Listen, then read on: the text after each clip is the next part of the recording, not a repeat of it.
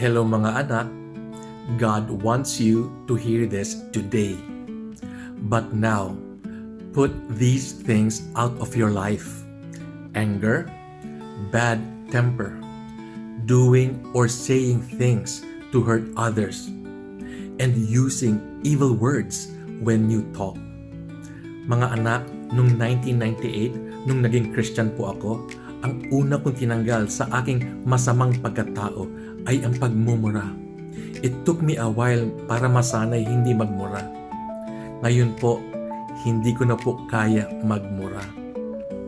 True transformation begins when you let go of anger, bitterness, and harmful speech. Instead, fill your heart with peace, love, and words that uplift others.